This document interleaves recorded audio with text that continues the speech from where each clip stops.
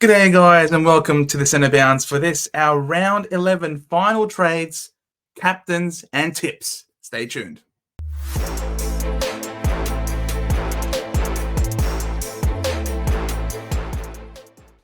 Yes, Jez, here we are, round 11, almost at the halfway point of the season. It is round 2 of Sir Doug Nicholls' round. We've got the Dream Time at the G coming up this week and I'm excited, Big J.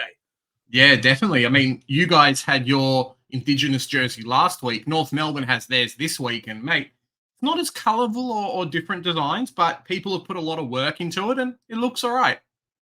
It does. I actually like it. You got those kangaroos and jumping in different directions. I mean, there's always kangaroos on it. What other animal are we going to put on our jersey, Joe? Well, there are teams like Collingwood that don't have their magpie at all on theirs, which is a bit of a surprise. And it looks disgusting. I don't know. It reminds me of some Game of Thrones White Walker type stuff, the way it looks. I don't know. If you haven't seen it, have a look. But when I saw it, I thought, oh no, winter is coming. But we'll leave that behind. We're here talking about now our final trades for the week. Just a bit of a spoiler alert for me. Not much has changed from my team review. Yeah, no, that's fair enough. And, for our keen-eyed fans that are expecting a Big J team review video, sorry, guys, it hasn't come out this week. So we're going to do a bit of that first off. I've been very naughty. Work's been kicking my butt. And, yeah, just kind of not keeping up with stuff. It was not a good week for Big J. I have to say that. Yeah, but, as they say, we can rebuild. That's probably the biggest thing. As long as you're upgrading your team and making players better and, as Joe would have said, bringing in 2 primos and not bringing in Max Gawn, yeah, we're doing okay. Let's check out the team. I'll show you guys how it is and kind of a couple of ideas. Like, I know what I want to do with my team. So this is how my team went this week. It was not great. I scored a 22-31 and, as the round 10 rank shows and our season rank dropping by half, I did not have a good week, Joe. I did not win any leagues. I think my team went up about $100 in cash, and yeah, it was not great. But this is Supercoach. Sometimes, we're not on track to win, but as long as we're having fun and kind of progressing with our teams, I think that's probably the best thing so far. So, yeah, let's have a quick look at the side. I'll go through some players. The biggest thing for me is Luke Ryan, 122. And Joe was there at the game on Sunday. He was sitting there next to me and was like, mate, Zach Merritt looks good. I'm like, yeah, Zach Merritt looks good. And I made the mistake of going Zach Merritt captain, which hurt me a little bit. Now, if I'd kept Luke Ryan as captain, I'd have been okay. An extra 30-odd points on what Zach Merritt scored. But, yeah, 94 for a captain kind of shows a little bit how abysmal my captaincy choices have been this year. A lot of people are getting like 130s. I mean, if I'd gone Heaney or Flanders or heck, Luke Ryan, I'd have been okay, but I didn't. So I think this week, Joe, is probably one of the first weeks that I haven't really had anyone go like 130 or above. I'm not sure how, like, if that was the same for your team, but I feel like every week there's been a 130. I haven't had one this week. Yeah, likewise. I had Rao go 128 and Butters go 127. I've got 128 as well, yeah. Yeah, but no one went 130 for me. Would have if I brought in Zorko, but hey, we didn't do that. Or Jackson. Let's not talk about that flog. Seriously. Fair enough. Before we keep going, just wanted to say thank you for you fans who showed up and came and hang out with us on Sunday as well. It was bloody amazing seeing you guys. Saw Jonas, saw Corey there. Paul Allen was there, a few of the other fans as well. So, bloody amazing. Next year we'll build on that, make it even better and better as well. So hopefully it's more of a competitive game and not one that's a sellout, Joe, because I know a lot of people got stuck and Paul Causa had to move seats. So yeah, unlucky, mate. Sorry, Causa. It's all right. You didn't really miss too much. It was just me ribbing into him a little bit. That's all right. It was Zach Fisher getting the ball every 5 minutes and, that kind of thing. So looking at my team, obviously the forward line is a big problem. And that F6 has just murdered me week after week after week. Like, people had Fisher, people had Zorko, people had Luke Jackson. I had 8 points. And that's not enough. And last week we had Cadman scoring 12. And that's where I think the biggest stop in my scoring's been, just because we're holding a lot of these rookies. And yes, they're scoring okay, but they're not scoring fantastic. So I think that's a bit of the objective for this week. I wanted to get rid of Darcy Jones and Biggie Newen. I don't think Biggie Newen's ever coming back. And, sorry for those people that I kind of made come across and pick Biggie Newen in their team, because it's not worked out very well, but it happens. So what we're going to do this week, I've got a couple of plans, and a lot of it revolves around Jordan Sweet. If Jordan Sweet is not named this week, he's gone. Jordan Sweet, is in the bin this week if he is not named. If he is named, though, and I think he will be, there's reports that he's playing with the A group. Vicentine has been relegated to the B group, and there's no Charlie Dixon.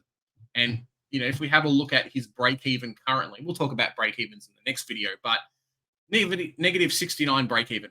So apart from being an amazing number, it's very, very low, which means that if he sneezes on field, he'll make a bit of money, which is kind of what we're looking for. So massive cash cow. No more sneezing for him. He just came off COVID. Please, no more sneezing. That's true. No more sneezing. No more. He's got the antibodies, Joe. He can't get COVID again for a while. Thank God. That's all right. So I've got a couple of plans. Jordan Sweet gets to 400K. I'm very happy. He's got 2 more weeks to go. Plays North Melbourne, scores a 90. He'll at least be 320, and hopefully he plays round 12.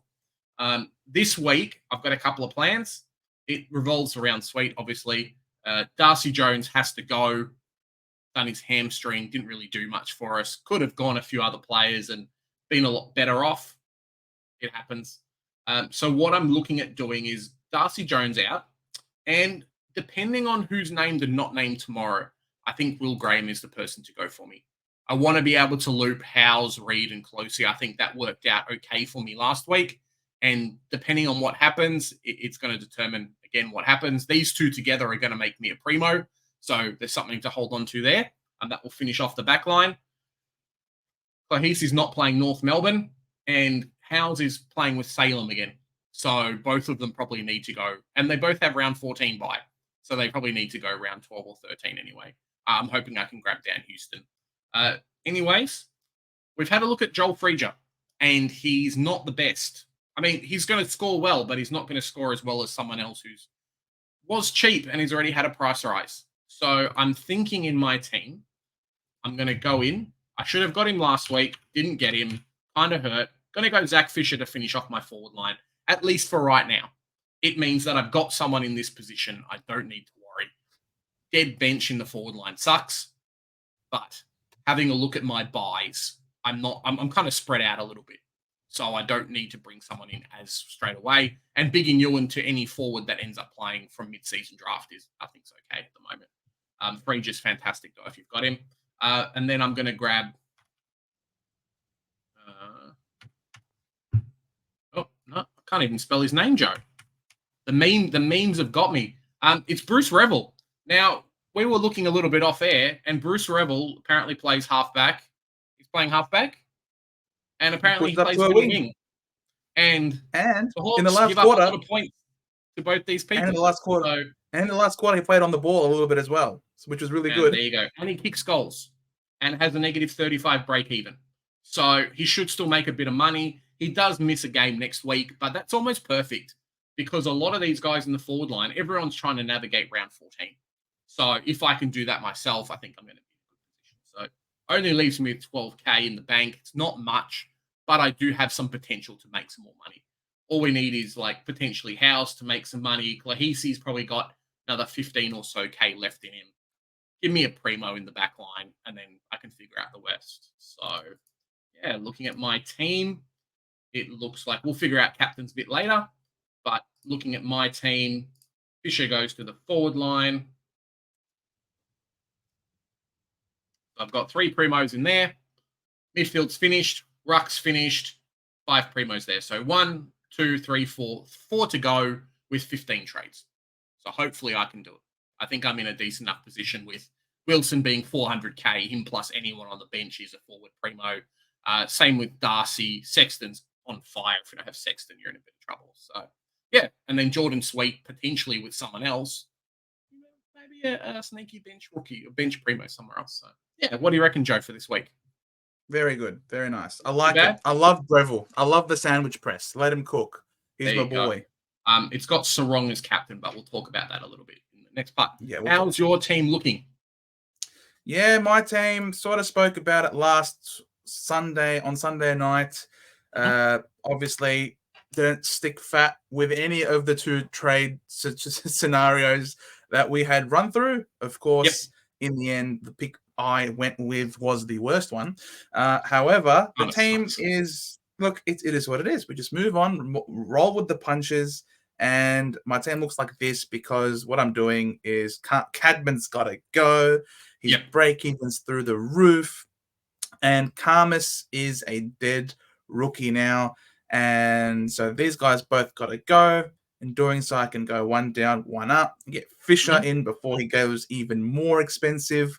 It was so annoying watching him on the weekend. He just gets these cheap disposals. It's disgusting. He is a true seagull. He's not a fish. He's a seagull. It's a bait name. And that fish meme on Twitter of that picture with like the fish. Ooh. It's so funny. It's such a perfect one. On that from now on. Exactly. So the fish meme, he's in the side, as is Joe Richards. I really rate this kid so highly. Love his game. He's tackling pressure, works his way up the ground. He's a mature age. He's on like he's a baby coming through the VFL system. And so really like him. Plays for the Collingwood Magpies. They're always going to get wins, and he'll be involved. There's a bunch of injuries over there as well at Collingwood, which obviously also improves his job security. So, yes, I'm going to have to be fielding him at this point. I also have my boy Breville, the sandwich press, let him cook on field ahead of someone like a Clahisi because he's playing against the Hawks, a much better matchup compared to Clahisi, who's going to be playing against the Blues, looking to make a strong bounce back. So I've got a full premium defense in the back line at the moment that I'm fielding. Obviously, Fisher, I don't really want to keep him there. I'd love to bring Fisher forward. Wilson, Darcy, plus hopefully maybe Wilson and a Clahisi could potentially get me someone really good. Darcy and a Graham could potentially get me someone really good. And hopefully Sweet and Richards can also get me someone really good. Then in the midfield, leaves me a spot in the midfield that I'm going to have to fill. And it could, hopefully we can get some good rookies coming through that we can downgrade. Might get someone cheap, hopefully. And it's there's still 1, 2, 3, 4, 5 spots. 5 spots for 15 trades. So it's not amazing. We're cutting it really close. I need like 3 trades per upgrade essentially. But yeah, it is what it is. So this is what the team looks like. Yeah, no, I think it's all right. Like Darcy, as I was saying in my part, Wilson are just going to be 1 up, 1 downs. Heck, if Jordan Sweet ends up making a bunch of money, like round 13, you could flip Darcy, Wilson, and Sweet and get 2 primos in. So yeah. Trades like that are really going to help, I think. And not having Zachary, it's pretty good because whenever he comes in, I'll be able to downgrade to him and be able to bring my boy into the back line. So that's not too bad. My VC and C, I guess, seeing as I haven't gone optimized, this is just to my eye. I'm not entirely sure 100% if I'm going to stick with this. I do like Ryan as a VC against Collingwood. Collingwood have given up a lot of points to halfbacks. Especially if they're offensively minded, and Ryan is an interceptor. So Ryan playing at home against the Pies, who have a lot of injuries, I can see him doing really well, and I want to VC him. He's actually the number 1 scorer in Supercoach at this point in time. So why would you not VC the number 1 scoring player? In my mind, I think it just makes sense. Yeah, it just kind of depends. Like, I'm not sure. Optimize is obviously put Tim Kelly as the captain. I'm just not sure kind of what the matchups. A lot of the things that we've survived with so far have been, been like, cool, what ground is good for this type of player, right? Yeah, for sure. I'm not sure if I'm going to go with Merritt or Ryan. Merritt obviously got the very juicy matchup, Dreamtime at the G against the injury decimated Richmond Tigers. And this time last year, he went 160. I traded him in that week and I VC'd him as well. So maybe I might end up just, bumping up the stakes a little bit for that game and chucking the VC on Zach Merritt. But I do like Maxi Gorn as my captain against Rowan Marshmallow, as our good friend Jonas would call him. We saw what Luke flipping Jackson did to him the other week. So if Jackson can do that, we know for sure that Gorn can one-up him. And we're gonna back him in. We traded him in last week. We captained him. We're gonna stick to our guns, and we're gonna say, "Don't you dare let us down again. You've torched me all freaking year. Not now, when I trade you in, that you're gonna collapse on me. Don't you dare, Maxi. Don't you dare." The Supercoach community is gonna be like, Joe jinxed him in the preseason. Now he's brought him in and jinxed him again if he kind of fails. So I better hope that doesn't happen. Hey? Exactly. So that's what we're doing with my team. I was going to say, congratulations to both of us for keeping Sheasel. That was probably one of the good decisions from last week. Bergman's obviously been injured. I'm not sure exactly where he's going to play, but it was really enjoyable seeing those bullet passes, Joe, and then being like, hey, he's in my Supercoach team. I'm very, very happy. I know that you were pretty excited about some of those kicks and things as well. Oh, he's great. He's a great player. I didn't want to trade him out because I dislike him as a player or because he's bad. The only reason why I wanted to trade him out was just out of the role that he was going to have. Obviously, we've had our discussions off air so many times that I agree from a pure footballing perspective for North Melbourne to really have full use of the talent that you've got on the list. Sheasel needs to play around the ball to really live up to his full potential, and he needs to do a bit of like what Zach Merritt was doing for us on the day, hitting passes and then running around, receiving again, and using those beautiful kicks inside 50. So Sheasel needs to play around the ball. Obviously, the McKercher injury has meant that he's rotating a little bit between halfback and midfield. Well. And Bergman got injured. I think he did his hammy as well on the weekend. So that's another person potentially. Yeah. So Sheasel's a hold. Looks like Sheasel's going to, out of necessity now, unfortunately, due to personnel problems. And I don't know if McKercher's coming back anytime soon. If he's going to be using that that gravity, I forgot what it's called, that running machine. Yep. So that doesn't look really good. Yeah, and in terms of like until he doesn't feel any more pain in his foot, so that doesn't sound like a minor thing to me now. So and there's absolutely no reason for them to rush McKercher back. He is such a talent, and they're going to make sure that he's 100% before he comes back, which could very well mean that Sheasel's playing more half-back. And as a result, you can expect to see a lot more 110-plus scores for him to come. Yeah, crazy to think that due to like a dodgy free kick against him, the kid could have been on 135, So, yeah, dodgy pushing the back or holding or something right on the goal line after he kicks a goal. So, yeah, if you didn't get scored against that, 130 in the bag, Joe.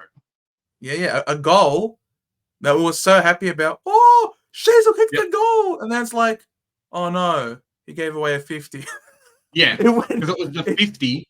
I don't know if he got the 50 against him. No, but he got the 50 against him. Like a free kick, a 50, and then missing out on a goal plus like a kick against. So it's probably like a 20 or 30 point swing, really. Unreal. We then moved out next. Yeah, tips for this week, and I guess we'll talk a bit of captains, hey? Yeah, absolutely. So we'll move on to the next one we got here. Thursday night football at Marvel Stadium. The Dogs are hosting the Red Hot Swans. I got to say, the Dogs are also a little bit red hot. They've now got a nice little streak going. They killed Richmond. They then beat who else? I know they beat the Giants last week. They've beat someone else as well. So they're coming into good form now, the Doggies. Yeah, and it's a bit weird that Sanders is getting, 20, 30 touches on the VFL, and he's still not named in the team. So I don't know what Bevo's got against this kid. Maybe he got his coffee order wrong or something, and then he's just not getting named because, mate, it is struggle town at the moment for Riley Sanders. He had 42 on the weekend, I think. Yeah, and kicked a goal or something as well and still can't get named in a team that's had injuries. But no hit-outs. No kick-outs either. I mean, that's the only reason why they keep Tim English around, right? He gets the occasional kick-out. So, yeah, kind of sucks. Yeah, they keep Tim English around, but Let's just say if Bevo's still going to be there, Tim English might not be around there for much longer. So we'll see what happens. See what happens over there at the Doggies, but you can't go past the Swans, surely. No, and I think that's probably the tricky thing is we saw how good Chad Warner was last week, right? This kid was a freak. Now, maybe the Dogs have got someone who can stop that type of player, but I just don't know. Grundy's been on fire, unfortunately, for my Supercoach rankings. Trading him out and then, watching him go 120, 120 kind of hurts. You're picking the Swans? Is that more like them being first on the ladder and like just their form or something else? No, I mean, even if I don't think they have any direct stoppers in the midfield, and even if they did, who do you stop? Because if you stop Warner, then Heaney and Goulden are popping off. If you stop Heaney, Warner and Goulden are popping off. No one's going to put any attention to Goulden at this point, whereas Sydney themselves have James Jordan, who they can deploy as a negator. So I just think that the Swans are just so dynamic and dangerous, not just as a team, but especially in that midfield where they can all hit the scoreboard. Like Heaney and Warner both kicked 3 goals each on the weekend against Carlton, and they have a great midfield. Like, it's bizarre. It's bonkers. So, the Swans for me for sure. I mean, that's why the Swans are first on the ladder, right? Because you stop one thing. It's like a sinking ship. You plug one and then 5 other holes come out of nowhere. Yeah, I think Sydney's the pick for me too. No disrespect to the Dogs. It's just all respect to the Swans at this point. 100%. Friday night, Freo hosting Collingwood at home. I'll let you go first on this one. Now, I'm going to ask, obviously, pretend you didn't look at the odds. I look at this, and I know how good Collingwood is at the moment. Yes, they've had some injuries, but I wouldn't have picked Freo to be kind of the favourite going in. I don't know what's happening with Darcy, if he's coming back or not, and maybe that's affecting a few things, but I thought Collingwood was still decent, given kind of their injury woes and everything like that, but apparently the odds don't favour them. Freo is going to be fantastic. Caleb Sarong apparently is going to score 800 Supercoach points according to my projections. But yeah, I am going to be a bit tricky. I'm going to go the hometown favourites. It's going to be a close game, but I'm going to pick Freo. Damn, I wanted you to say Collingwood. You were talking up Collingwood there. I know, it's just the injuries. I should have seen that coming. So many senior players. And then Collingwood, I feel like there might be 1 or 2 sneaky players who aren't named, just with the amount of kids that they've said. Like Allen's playing. I can't remember the guy from the cricket. He's also playing as well. He's a WA player, so maybe that kind of says something, both being WA kids. But maybe it's the long trip, Joe, that they're just like, cool, we'll just maybe let this one slide or get the kids to kind of play hard and see what happens. Yeah, add Allen and Will Parker, I think his name is. So, I'm leaning with the Freo. I think Freo have shown really good things so far this season without necessarily, setting the world alight, but they're just going about their business, I guess, and maybe flying a little bit under the radar. They really should have killed St Kilda by a lot more if they were more accurate. And St Kilda love to play at Marvel, and yet they were just completely shut down. So I think Freo have taken a next step, which is a bit surprising, I must say. I didn't expect to see this from them. And they've got something extra to play for today because they're going to be up against Lockie Schultz, who left them high and dry. So I'm not entirely sure how that's going to affect them, if they're going to be able to focus. But if they do, I think they've got enough talent to suffocate Collingwood into a low scoring affair. So I'm going to go with Freo for this one. Luke Ryan, like 80-point last quarter to win them the game. Some stupid bonkers number again, like what he did 2 weeks ago. That's what I said. That's why he's my VC for now. Now, then move to North. Go for it. North, the boys. How are you going to do? The Horn Francis Cup, Joe. And there's a reason why they're not playing it in Marvel, because North Melbourne would actually get some attendance this week if they were playing a home game at Marvel. So the AFL kind of planned that one a little bit. That's less money, though. You need more money. You need more attendance. But they don't want Horn Francis getting booed. Nah, North Melbourne, no wins. We saw how good they were against your mob last week, and you know they were improving, but I don't think they're going to be close to Port Adelaide in terms of like scoring. I think Butters is going to go well. Really depends on how well, if Rosie's back and like the midfield mix has changed a little bit. But Port Adelaide probably by like 50 points, I reckon. Horn Francis will tear us a new butthole. There's no Dixon. Yeah. So Cherry has a good week. That. Congrats to Cherry owners. It's not going to. He had a great week last week. I thought he was best on ground last week. He did. He didn't even score that much in Supercoach, to be honest. I think he didn't even crack the ton. So, But North Melbourne are going to lose. You have to pull teeth for the win. Not much you can really say there, I suppose. Sheasel's going to score well. That's true. Sheasel's going to score well. Fisher's going to score well. Anyone whose balls in the back line are going to score well. So, we're both bringing in Fish. Hopefully he doesn't get injured, and we rake in like a 170 from him this week. There you go. The Penguin Association gets the dub over the North Melbourne Sanctuary. All right, we then move to the Blues hosting the Suns at Marvel Stadium, where they're going to play under a closed roof.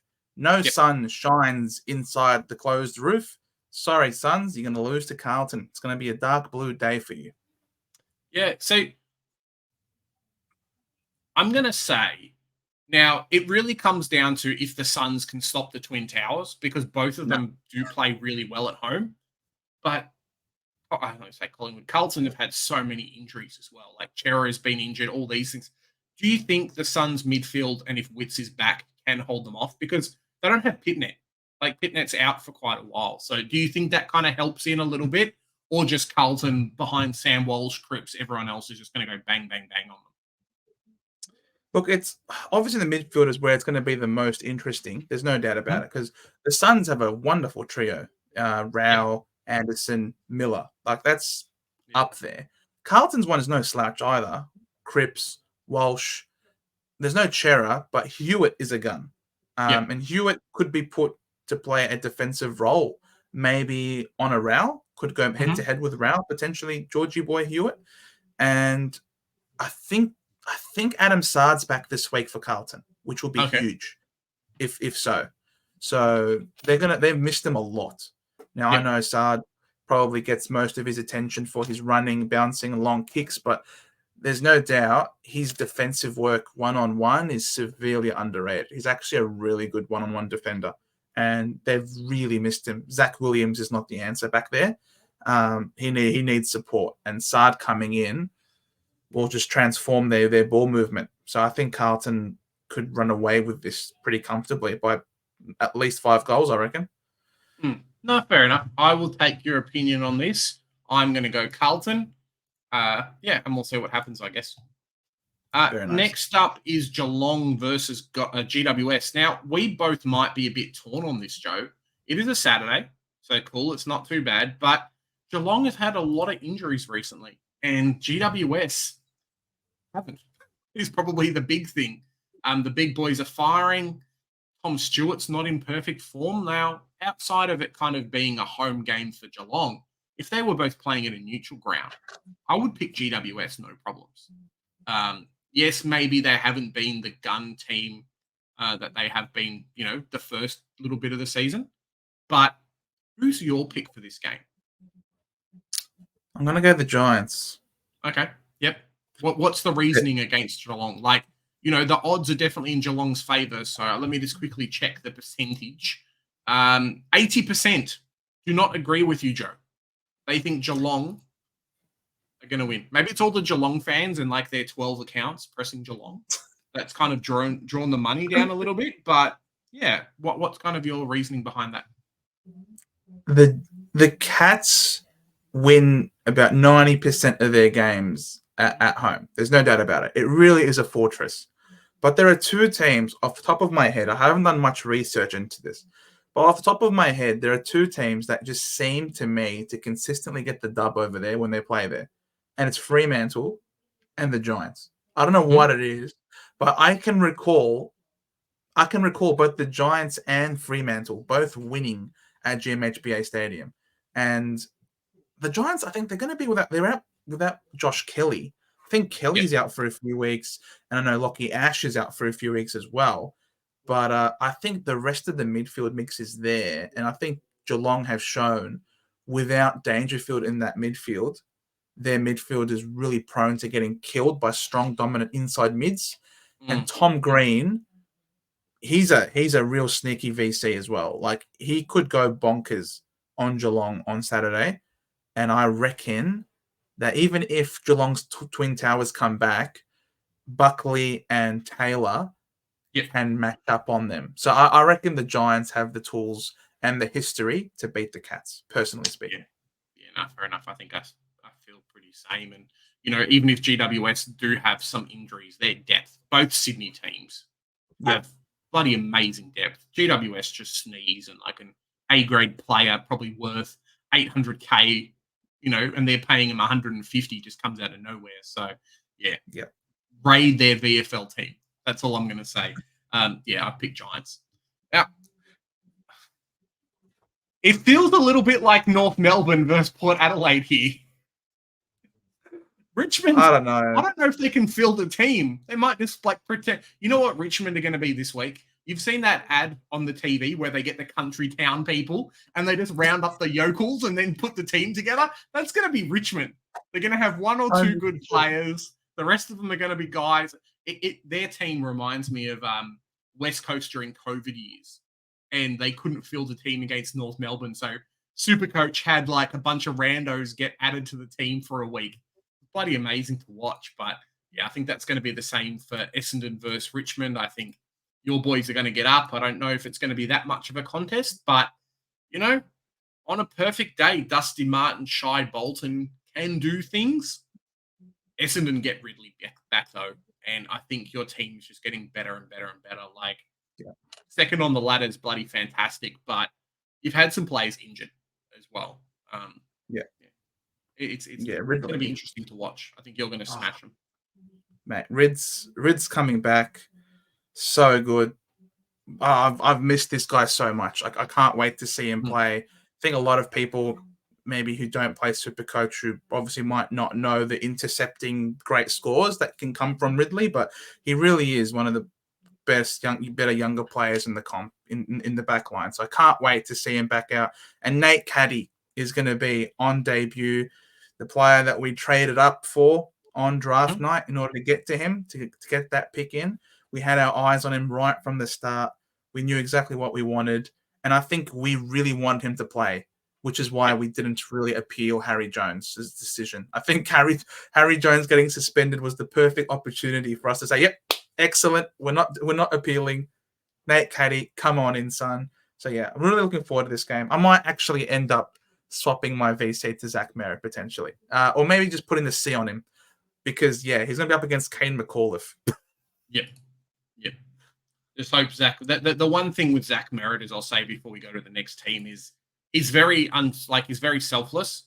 And if there is a tag, if there is a tension, if Richmond are dominating, he'll just stand behind and be like, yeah, cool, you guys lost by 180 points. Like, I don't need to touch it. Cool, you can tag me with 18 players. Like, so there might not be as much of a ball get versus some of the money-hungry players in the AFL. Zach Butters is not selfless, Joe. Zach Butters will be like, hey, give me the ball. I want to win more Supercoach points. But I don't think that's the same for the Essendon captain. No. Zach, we've always had to rely on Zach a lot in recent times. And I think he deserves a bit of a break every now and then with such a heavy load that he carries for our team, that he can take a break mid-game and play a selfless role if he's getting tagged and allow others who are lifting, Jai Caldwell, Sammy Durham, Archie Perkins, they're going through the midfield now. So he doesn't have to do all the heavy lifting. So, on you, Zach. You're a captain inspirational, mate. We'll then move to the Sunday games. The Hawks are hosting Brisbane at Marvel Stadium. Yep.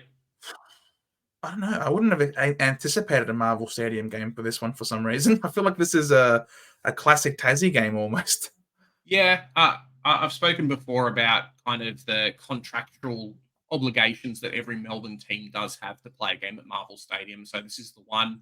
I think Brisbane has a decent enough following. I'm pretty sure DR is going to be down to this game to watch it as well. So, yeah, it's going to be an interesting one. There's been a few blowouts, and it's the teams who are bottom 4 on the ladder, right? So it's Hawks, West Coast. No, in saying that, West Coast have done well recently. Yes. Hawks, North Melbourne, Richmond, West Coast, not so much. So Brisbane's going to win. The odds say Brisbane's going to win. Breville, hopefully, now that he's in my team, scores a 130. I'm not sure if Sicily's back this week, Joe. Do you know if he's back? He's a test, I think. If Sicily does not play, Brisbane is going to slaughter them. Joe Danaher, Hipwood, I'm not sure if he's back or not. But they've got so many good tools in that team that, yeah, you just can't stop them. Hawks do not have many guys over 160, and in that case, I really hope Phillips keeps his spot next week when Sicily's back, because I want to bring him into my team. But yeah, it's going to be a bit of a butchering, I think. Yeah, potentially. It also will be interesting to see how the Hawks bounce back from that traumatic loss last week to Port. Yep. How they conceded 2 goals in 33 seconds. Like that's unreal. They coughed up a 41-point lead. Will be interesting to see how they bounce back from that. Are they able to stick to the task at hand? Because up until that point in time, they were killing Port Adelaide. So I actually would not be surprised if on a Sunday where you're prone to get the odd upset here and there, I wouldn't be surprised if the Hawks pull up an upset, because they did beat Brisbane at the G last year. So yeah, I'm going to go with the Lions. I will go with the Lions in this one, but keep an eye out for Steve-O's Hawks. Yeah, we then move to 83% or 84% say that Brisbane's going to win as well. So yeah, there you go. Nam, the Demons hosting St Kilda at the MCG. And geez, these guys look so flat. It's hard to tip them with any confidence at all. Yeah, and you say that, and Melbourne's just come off a shellacking that they shouldn't have had. West Coast said, hey, mate, go back on the plane. You don't belong here. Melbourne are going to slaughter them, Joe.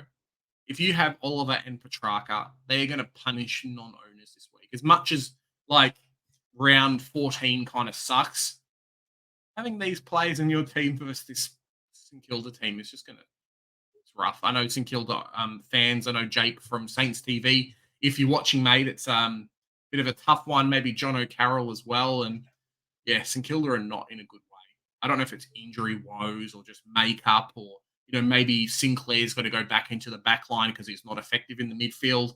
Jack Steele didn't do much last week. I think he was very lucky to get 86. And, yeah, Melbourne is going to bend them over and say, hey, give us some percentage back. So, yeah, I picked Melbourne. I think they're like 90, 93, 94%. 95%. Wow. Yeah. They're not even playing North Melbourne. I haven't seen those odds in a very long time for a bottom 4 team. So St Kilda might be getting a decent draft pick this year, unfortunately. That's not what the fans wanted after a final. They played finals last year, right? They did, yeah. Yeah, so that's not what they're looking for, but it's probably going to happen. Hey, Ross Lyon, how's the vibes over there at St Kilda at the moment, bro? You didn't like the vibes at Essendon.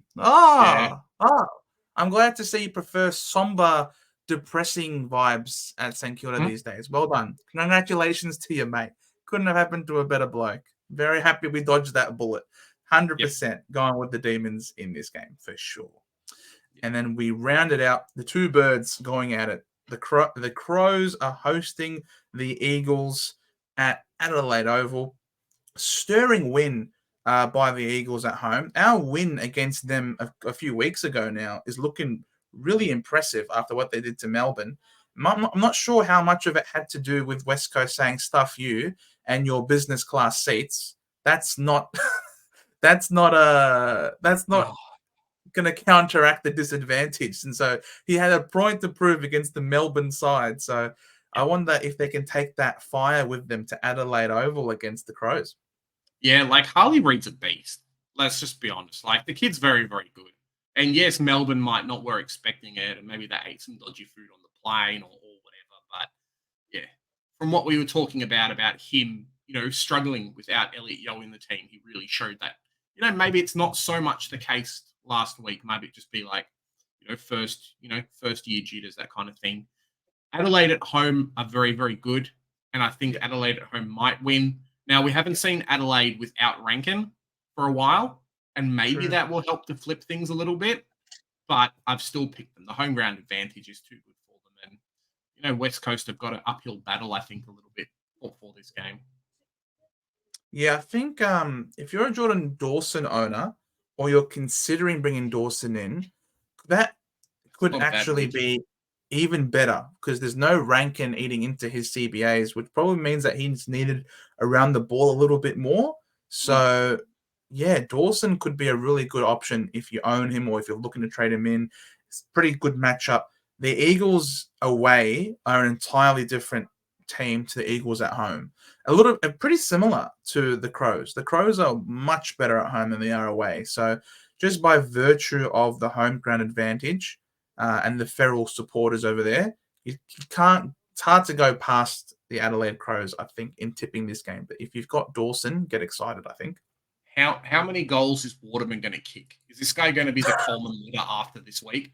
I don't know what's going on. Wayne Carey's like Jake Waterman's, dad from another mum or some crazy stuff's going on, Joe. He's now leading the Coleman with 4 other players, I think.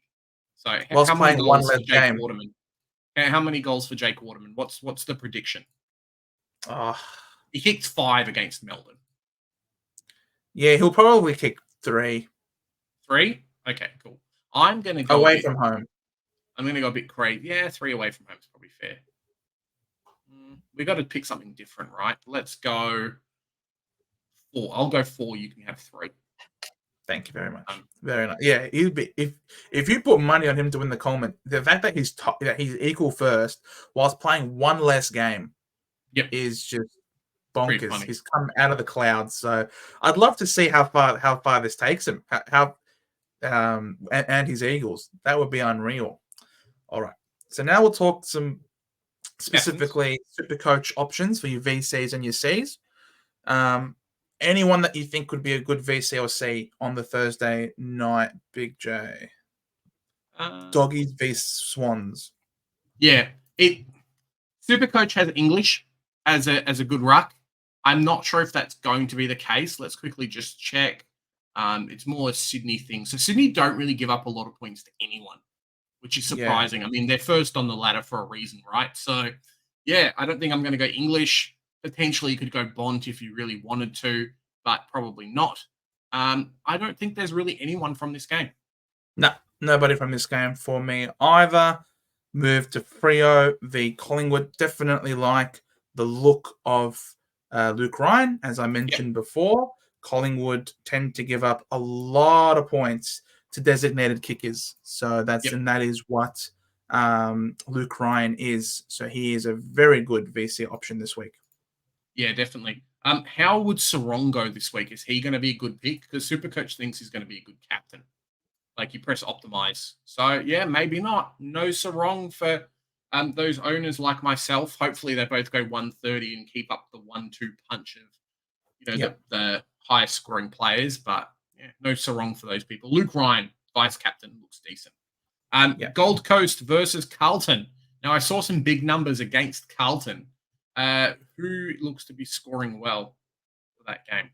Inside mids look to do quite well, which is a little bit surprising. Rao, that kind of thing. Yeah. That can be pretty good. And then if you had Carlton players, who could you pick? Not many people. A forward. Forward could do pretty well against them. So maybe a Kerno could do pretty good because he's pretty mobile at ground level. So Kerno could do pretty well. And inside mids aren't too bad either. And no one really has a Gold Coast defender. Maybe Sexton could do all right this game. I like it. Everyone seems to be bringing him in, so you might as well. We missed the North game. North. It's weird. Sometimes the North game is before, and sometimes the North game's after. So yeah, I don't know. So North concede a bit to inside mid, so potentially Zach Butters could be an option.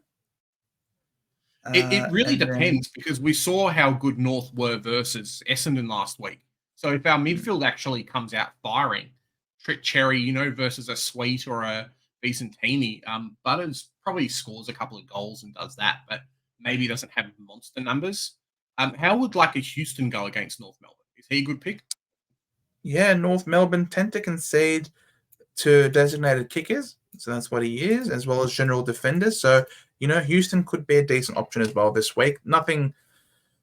I wouldn't say he's up there with the other options that we're talking about, but I think he should still score pretty decently well. Yeah.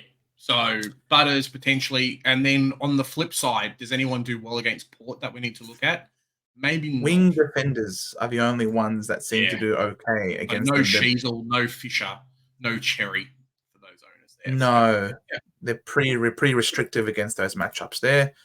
We then get to Geelong v the Giants. I did mention Tom Green as a potential option, and you can see it right here. Geelong are really bad against inside mids, and inside mids have been popping off a lot against them the last few weeks as well. So Tom Green, if you want to be a bit of a pod, he will be really good. They also give up points to designated kickers. So if you're a Houston owner, not Houston, sorry, if you're a Whitfield owner, if you're a Whitfield owner, then be happy because he should hopefully also have another good game this week. Yeah, I hope so. It needs a bit of a bounce back. And Tom Green, please don't be 487k anymore because people are sidewaysing like Darcy Wilson and getting Tom Green in for free. It's just depressing. Next game up, we have your boys, Dreamtime, right? So yeah, Richmond versus Essendon. Who works out? We spoke about Zach Merritt a little bit. What do the stats say? Everyone. Well, the stats say if you're playing against Richmond, pick anyone you want. If you're playing against Richmond, just close your eyes and play. What was it? Pinned and tail on the donkey. That's basically what it is. When you're playing against Richmond, everyone is a good matchup for them. I'm a little bit worried about a Nate Caddy effectively, probably going to have an inflated score this week. And then a lot of people are going to jump on him at a higher price. And then maybe after that, he's not going to score that well. So just a bit of a worry and a watch out for there. So Essendon defenders, Nick Martin. Nick Martin will pop off. A good pick. Yes, 100%. Nick Martin, if he's got his kicking boots on this week, Nick Martin can go 140 plus this week. What do we think his role is going to be with Ridley in the team? Like if Ridley's back, how does that affect Nick Martin's role? Obviously, you're not the coach, but you can give us some suggestions.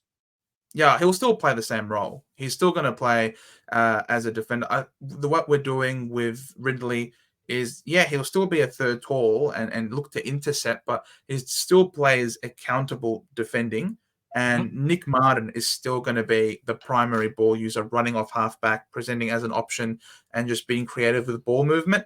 Ridley is a beautiful kick, but it's not creative ball movement. He's not tucking the ball under the arm and going for a run and challenging players. He's taken the mark and doing a bit like Mackay and just take the safe kick, the open target, whereas we want to take the game on a bit more, move it faster. It's still going to be Nick Martin. So Nick Martin, I think, will continue to have the same role, and Nick Martin is going to pop off big time if he has his kicking boots on. So if you're a Nick Martin owner, look forward to this game a lot.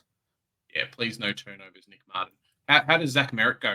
We spoke about Nick Martin. Zach Merritt will do right. Yeah, Zach Merritt will do well. Zach Merritt, he's playing as a midfielder. It really depends as well what sort of mood he's in. If he's feeling like, hey, let's get some more percentage or not. Or if he's going to play the selfless role and let the likes of Caldwell and Durham against his old side. Durham came from the Richmond VFL, and he obviously kicked the match winner for us last year.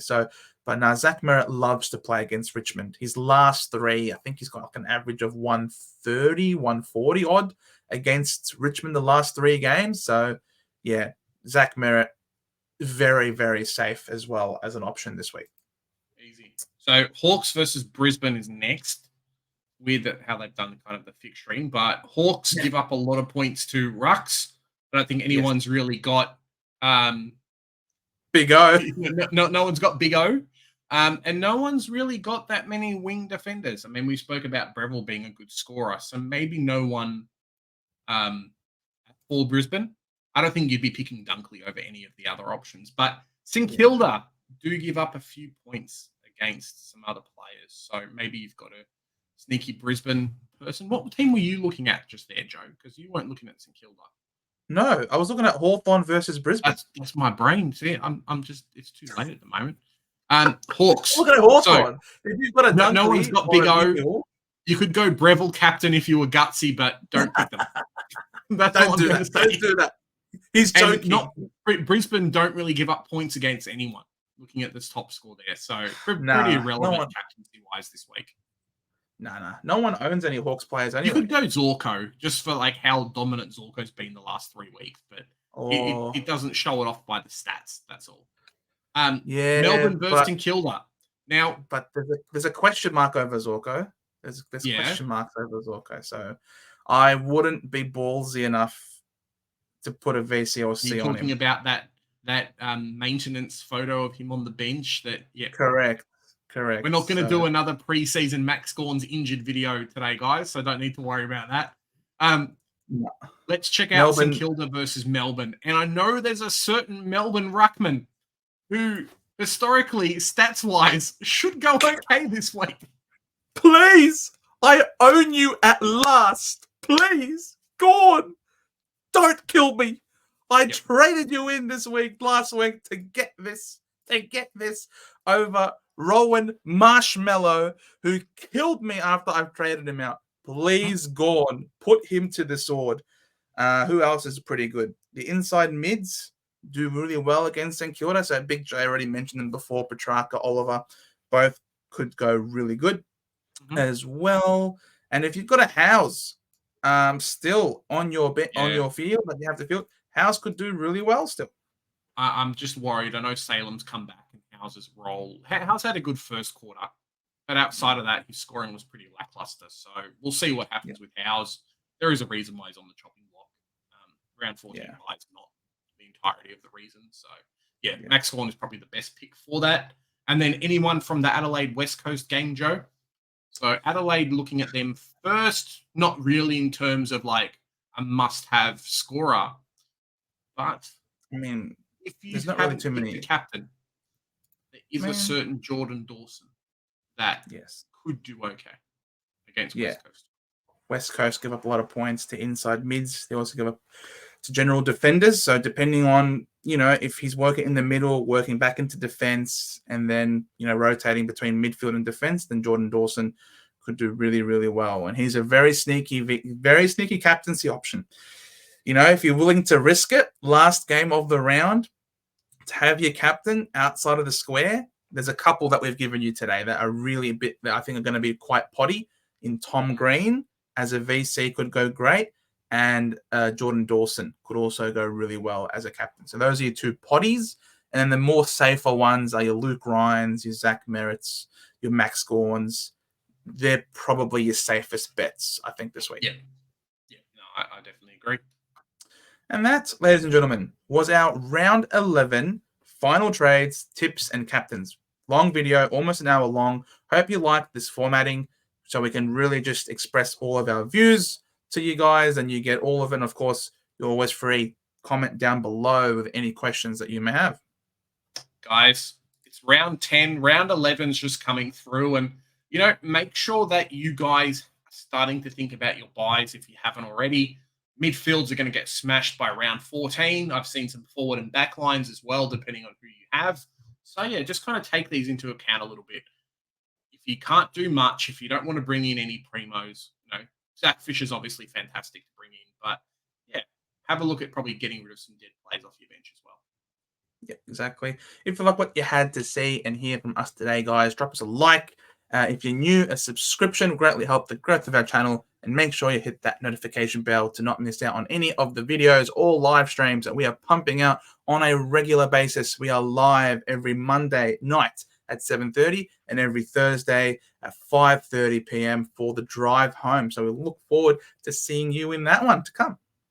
Guys, we love the content. We love the interactions. We've had over 150 plus people on our Thursday night live stream. So, yeah, I'm not sure how Joe feels about these Thursday games, but more football's always better for me. So I'm pretty happy about that.